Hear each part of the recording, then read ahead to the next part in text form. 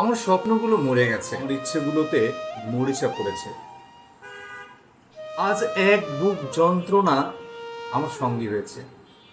আমি এদের সাথে প্রতিনিয়ত নিজেকে মানিয়ে নেওয়ার লড়াই চালিয়ে যাই, তবে তবে আমি হারিনি, কারণ আমি জানি আমি ভালোবেসেছি, আমি বিশ্বাস করেছি, আমি কাউকে ঠকাইনি, কারোর সাথে প্রতারণা করিনি, ছলনাও করিনি।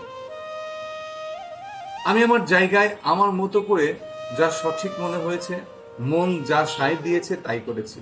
হয়তো এতে কারো খারাপ লেগেছে, কেউ কষ্ট পেয়েছে, আবার কেউ কেউ উপকৃত হয়েছে। এটাই তো চির সত্য। একই কাজের ফল সবার উপরে একই প্রভাব ফেলে না, তাই কারো ভালো এবং কারো খারাপ লাগাটাই স্বাভাবিক। কিন্তু আমি ব্যক্তিগতভাবে নিজে ভালো থাকতে কখনো কারো সমস্যার কারণ হইনি। এটা আমি এবং আমার সৃষ্টিকর্তাই জানেন। আর এটাই আমার সান্ত্বনা, প্রাপ্তি। যে ভাষায় প্রকাশ করি না কেন, আমি এতেই সন্তুষ্ট। আলহামদুলিল্লাহ। জীবন আমাকে যা দিল, আমি দু হাত ভরে তা গ্রহণ করে শুকরিয়া আদায় করেছি। আল্লাহ চাইলে আমি আরো খারাপ থাকতে পারি। জিনুল লেখা।